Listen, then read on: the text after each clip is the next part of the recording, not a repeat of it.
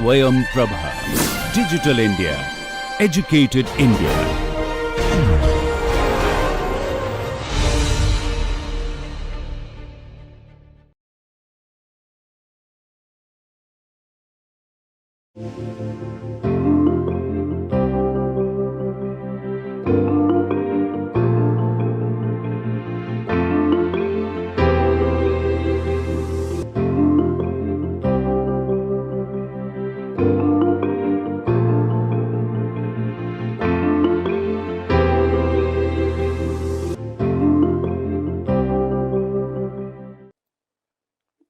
Welcome. So, we are in fifth module.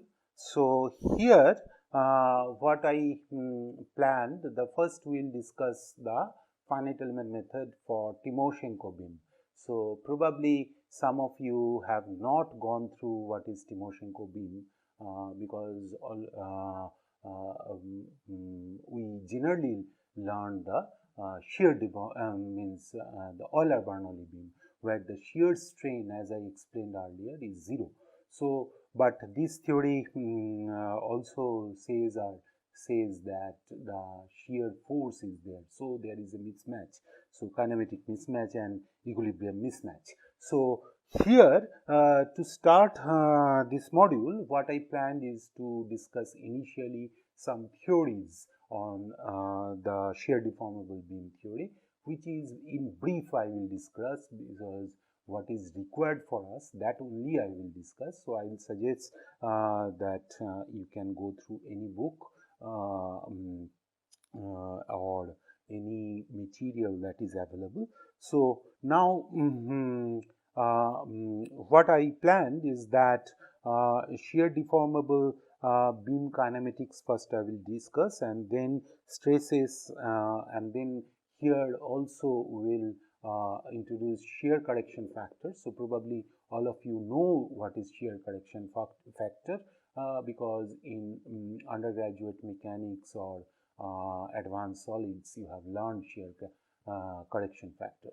Then strain energy and governing differential equation. So, that finding out governing differential equation will use first variation that we have learned in module 2, and then I will just describe one small example through classical Rayleigh's method.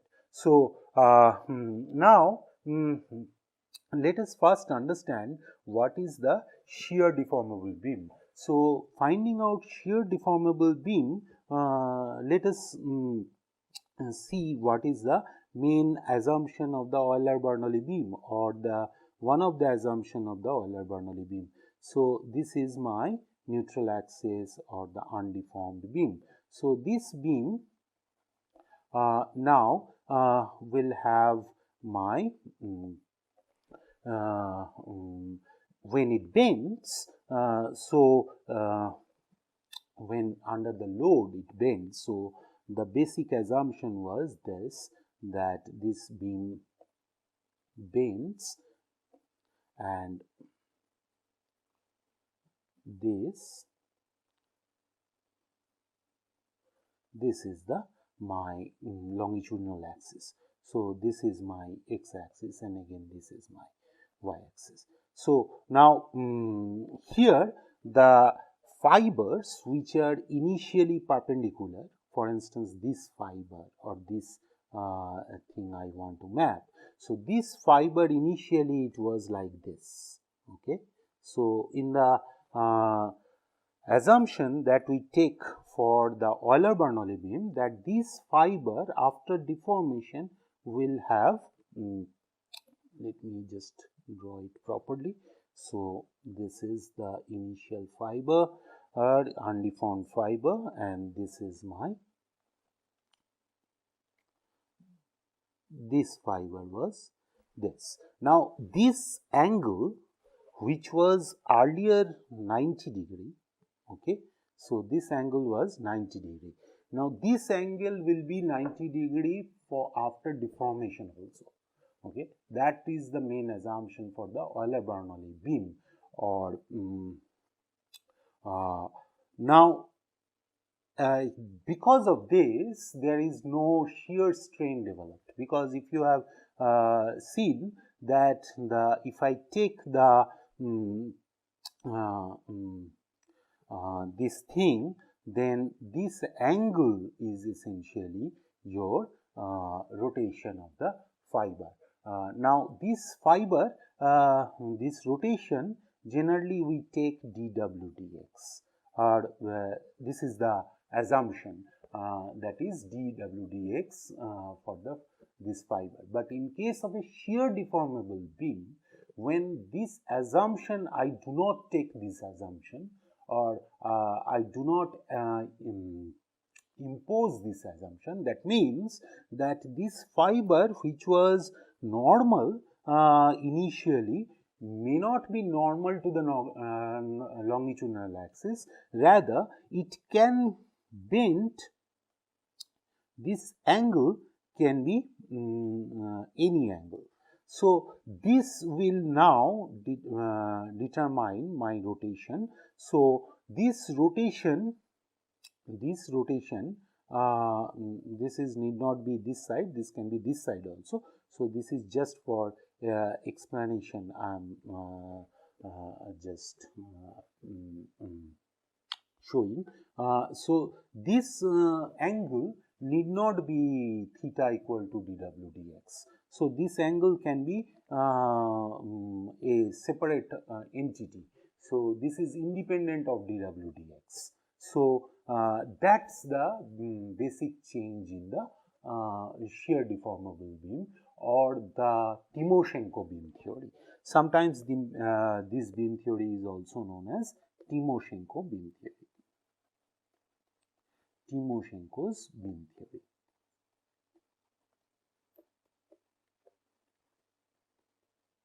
So, any theory, as we know that we have to start with the kinematics. So, let me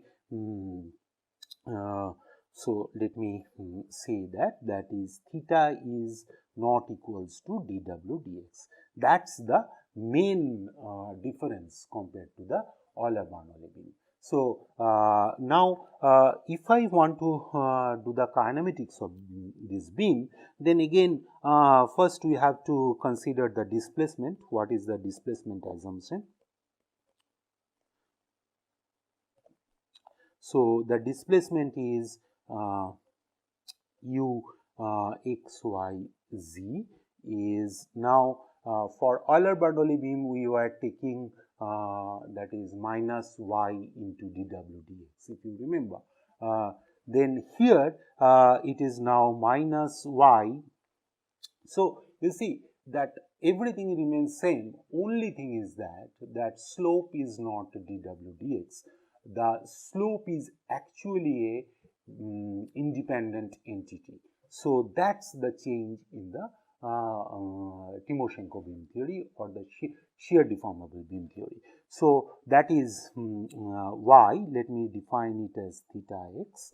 So, that is my u, because this distance, again this is if you see this theta x and all those things, then you can see this, you can just substitute dw dx and get back to the Euler-Bernoulli beam theory. So, v x y z is also your w, that is our standard displacement, and w x y z is 0 because we are taking that is neglected. So, now this is the basic kinematics, and then strains we can find out very easily, because strains are your epsilon xx, that is del u del x. So, naturally minus y d theta dx. So, this is a single variable. So, only it is dependent on x. So, epsilon yy will be 0 because dv dy will be 0 because it is not a function of y. But the changes that will have, that is 2 epsilon xy or gamma xy, that is shear strain, that will have, so if you remember the shear strain thing, that is del u del y plus del v del x. So now if you see the shear strain, that is your del u del y is minus theta x, and del v del x is your plus dw by dx. So if you see this, then this is dw dx minus theta x. So in the Euler-Bernoulli beam theory, where theta x is, so this is for Euler-Bernoulli and this is for Timoshenko beam theory. So for Euler-Bernoulli beam theory, you can readily verify that the shear strain is 0. So now that the shear force and other things we calculate in Euler-Bernoulli beam theory, there is a mismatch. So I am not going into those details. Instead, let me just discuss the stresses. So stresses are again stresses, again we assume the plane strain, a plane stress assumption. So naturally you will have sigma xx will have I into ey into d theta dx. So if you see the Euler-Bernoulli beam thing, that is it is in place of theta, if you substitute dw dx, you will get the stresses in Euler-Bernoulli beam theory. Now the other that is shear stress that will be coming because of this quantity. So naturally the shear stress will be sigma xy will be g into shear strain, that is dw dx, g is the shear modulus, dw dx minus theta x. Now this shear stress is actually little bit what it is assuming is that, you see, as w is a function of x and theta is also a function of x and g is a constant material property. So now this shear stress does not match with the equilibrium. From the equilibrium we get the, we all know that from equilibrium we get the parabolic variation of the shear stress over the cross section. So now this is a constant shear stress of the cross section. So to correct that, we introduce, or generally we introduce a shear correction factor Ks. So probably you have studied this in terms of shear factor or shear correction factor. This, to account for this parabolic variation over the cross section of the beam, that is this thing. So here if you do see that this quantity is constant over the cross section. So that means it does not vary with the y, that is as you go up and down from the neutral axis or the longitudinal axis of the beam. Now this case is just an approximation to correct that, to take care of the original parabolic variation which is coming from the equilibrium. Now so shear correction factor, generally you can check it, that is 5/6 for rectangular section or 9/10 for circular section, but it can also depend on Poisson's ratio. So there are something. So you can just take for 5/6 for this problem, rectangular beam section. Now here once we know the stresses, then we can calculate the strain energy very easily. So to compute the strain energy, again we will find out from the strain in or let me write it as potential energy.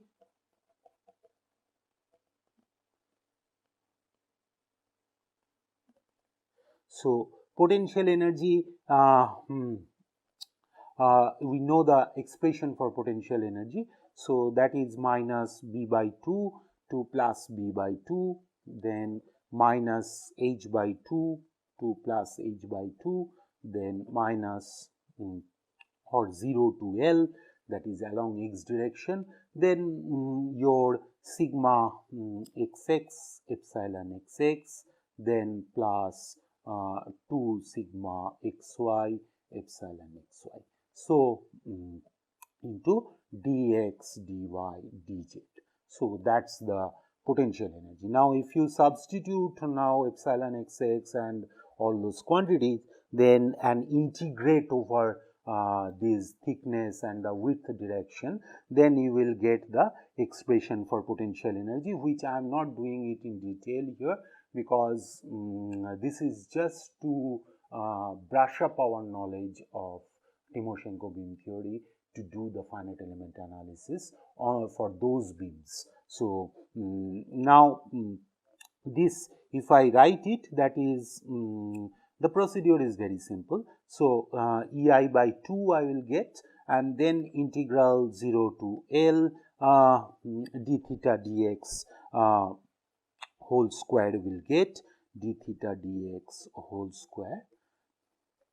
So, into dx. So, this is the first term that will evolve, and then I will get kGA, ksGA, that is your shear correction factor, then 0 to L into your dw dx minus theta x whole square into dx. So, this is my strain energy, and then I will obviously get the applied load, that is Q is the magnitude or the intensity. So, Q into W of x dx. So, this is my potential energy. Now, if you look carefully, that this pi is actually function of theta x and wx. So, there are two variables. While if I substitute my theta x equals to dw dx, so that means these quantities, if I take 0, then that means theta will be dw dx, there will be no shear strain energy, then I will get the Euler-Bernoulli beam theory back from this potential energy. Now, the important thing here is that instead of one variable, we will get the two variable theta x and wx. So, in the previous modules, we have learned how to compute the Euler-Lagrange equation for multiple variables or one or more variables. So, that I will just briefly write. So, if I have a functional that is a function of x, y of x and y dash of x, then this is a one variable. We know what is the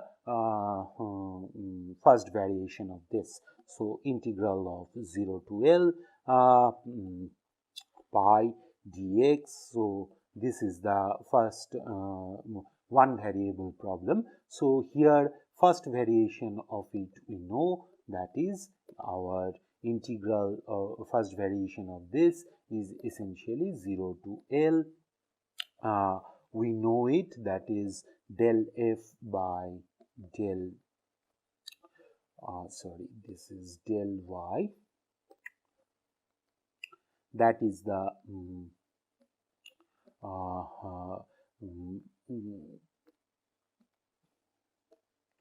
delta y plus del f by del y prime. So, y prime is dw dx here and delta y prime.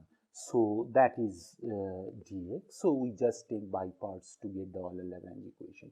So this is the first variation. So where delta is the delta operator, if you have remembered. Now the Euler-Lagrange equation from here I will get also we know that is del f or yes, del f by del y minus d dx of del f by del y prime equals to 0. So this is the Euler-Lagrange equation for the single variable. Now once we have two variable, then the Euler-Lagrange equation also we know how to. I just have given this thing. So let us say y1 x and y1 prime x and y2 x and y2 prime x. So there are two variables now,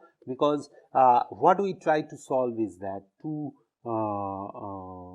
there are two variables for us for this beam theory, because we have theta x and wx, both of them are there. So now if I take the first variation, I will just put the I, that is del of 1. Now here I am writing y1 to represent the variation with respect to y1. Now this is 0 to L, so now I can write del f by del y1 into delta y1 plus del f by delta y1 prime into delta y1 prime. So this is my first variation with respect to first variation of the potential energy with respect to y1, and this is delta 1 with respect to that first variation of the potential energy with respect to variable y2. So that is will be just similar to this, that is delta f by dou y1 y2 plus into delta y2 plus del f by delta y2 prime, then delta y2 prime. So that is my first variation. Now once we do this, then I will get two Euler-Lagrange equation naturally, because this will give me the first Euler-Lagrange equation and this will give me the second Euler-Lagrange equation. So the Euler-Lagrange equation will be same, only thing is that is obviously we will also get the boundary condition. So del f by del y 1 minus d dx of del f by del y1 prime equals to 0. So this is the first Euler-Lagrange equation, and then the second Euler-Lagrange equation will be del f by del y2 minus d dx of del f by del y2 prime equals to 0. So we will get first Euler-Lagrange equation, so second Euler-Lagrange equation. So for Timoshenko beam theory, since we have two independent variables, that is w and theta, we will obviously get the two such Euler-Lagrange equations. So now if you can see that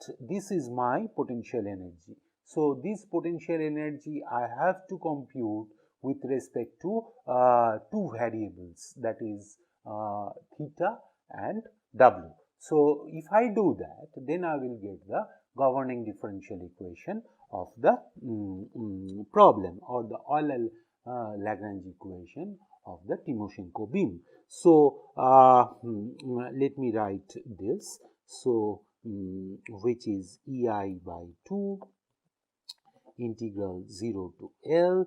So d theta dx whole square dx.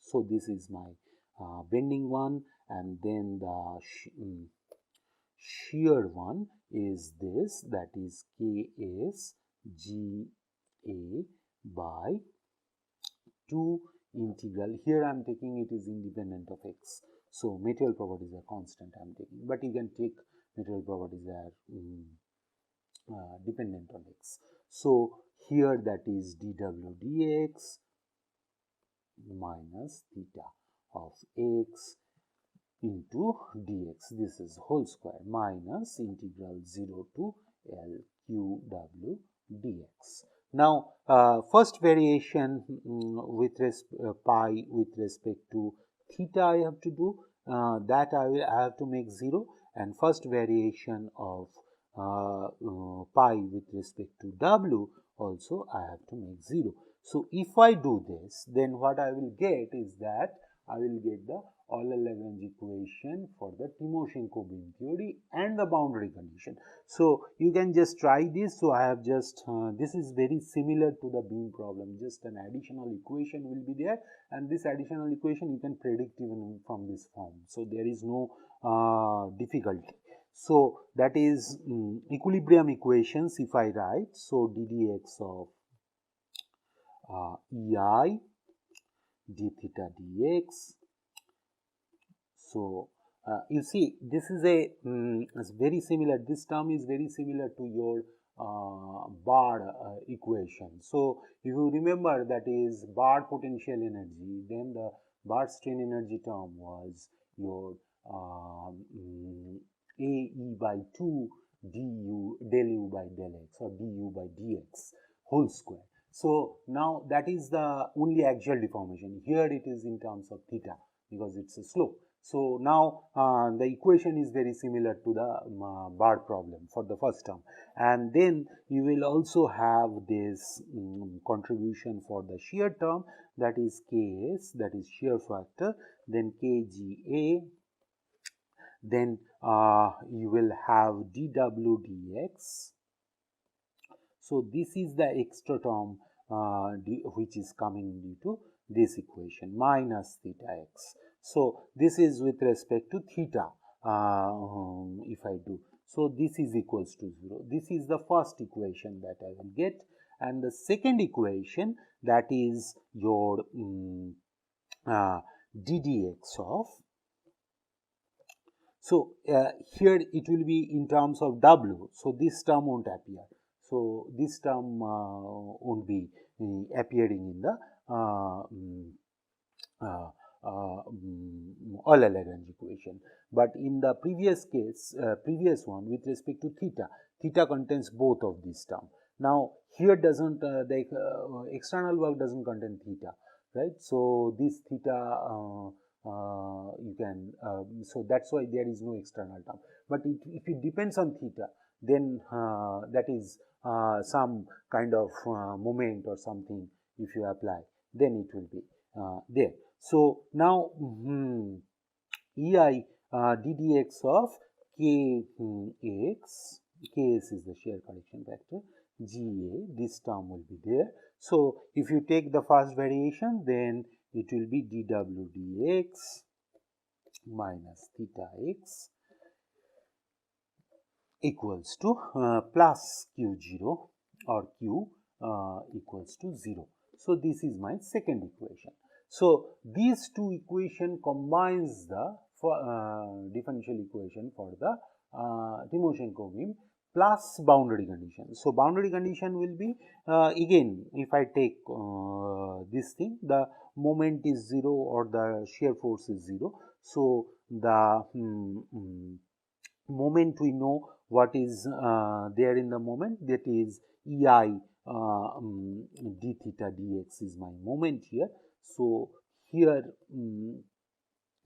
either this has to be specified or the w or the theta has to be specified. So, this is the first boundary condition that I will get, and the other boundary condition, that is the shear force, that is Ksga.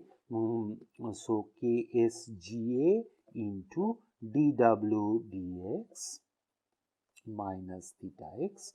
So, that has to be specified, or the w has to be specified. So, these two boundary conditions we will get from minimizing this Euler-Lagrange equation or the minimizing the potential energy.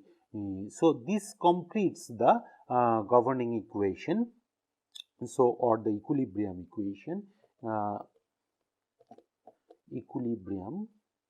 equation, of Timoshenko beam. So, these are the differential equation and these are the boundary conditions. So, now once we know the differential equation and the boundary condition, then we can apply any approximating method. Likewise, we applied for previous cases. Here also we can apply, but remember, in the all previous cases till now we have learned is that we had only one variable, one independent variable. Now, here we will have two independent variables, that is w and theta. So, that is the only difference. So, it is not a single variable problem, it is a two variable problem. So, now so once we know this, then we can have the weak form associated with it. So, if I want to compute the weak form, then I can just likewise I did it for previous cases. So, we can do the weak form. So, the weak form naturally the same way we did it for the Euler-Bernoulli beam, the similar way we will do it for the Timoshenko beam. The only thing is that weight functions will be two types of weight functions. So, let us take theta tilde here is a weight function corresponding to theta, and w tilde is the tilde is my weight function corresponding to w. Now, these two, if I just the way I did it for this. So, the first equation 0 to L ddx of let me. So, theta tilde x into your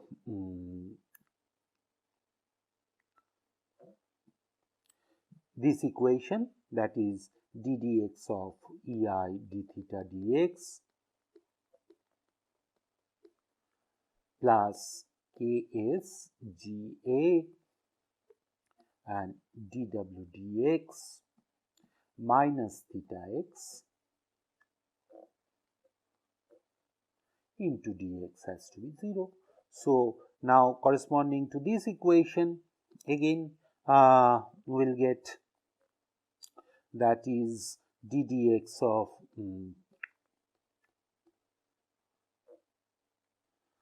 ks ga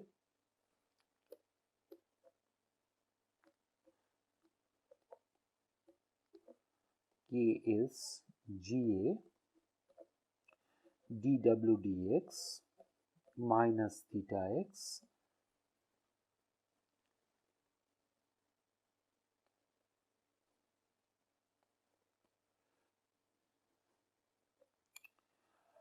plus q into dx, that is equals to 0. So, now if I do my integration by parts, then obviously I will get the boundary condition as well as the this thing.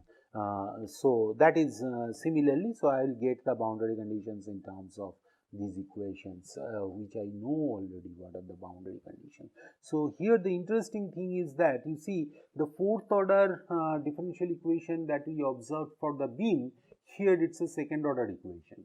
So, the governing equation, if you see, this is maximum second order equation. So, the higher order of derivative present in this equation is second order. So, we do not need the such kind of continuity that we were expecting for the beam element. So, that is an important point here. So, here we will see in the next class, that is how we can actually approximate it and compute it, the finite element stiffness matrix for that. Now, just to conclude this session, I just want to give you some example, which is for instance if I just consider a simple beam now. So, let us take a simple supported beam. So, now this beam is my simply supported beam. So, here there are some load, let us say. So, here that is Q0 constant. Now, what will be the boundary condition? So, here W is 0, W0 is 0, here WL will be 0. Now, here moment is also 0, but moment expression is here EI d theta dx is at x equals to 0 is 0, and here EI d theta dx at x equals to L is 0. So, what extra need we need, that is shear correction factor we need, area we need, and we need E and I and length L. So, these quantities are has to be specified for us. So, this beam, if I want to solve it, say that we have learned for classical Rayleigh-Ridge method. So, we need to find out an approximation corresponding to this beam. So, if I consider the Rayleigh-Ridge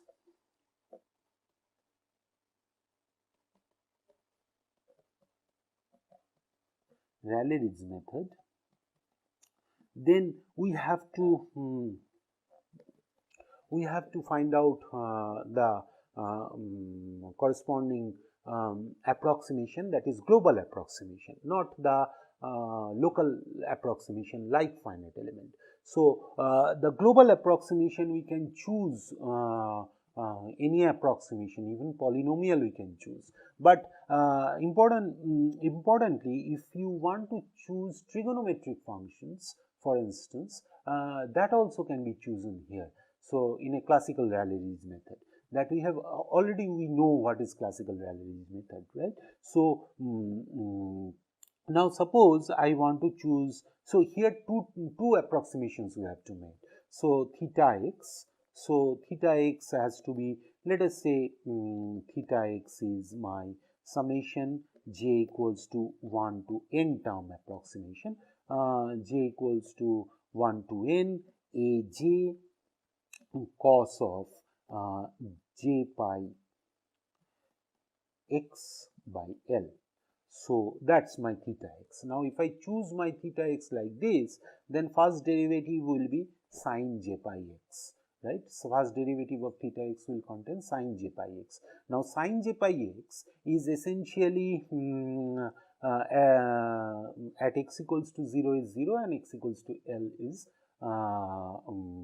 0. So, theta x d theta dx will be 0 at x equals to 0 and x equals to L. So, that met my this boundary condition, that is this, and if I take my Wx is summation j equals to 1 to n bj sin j pi x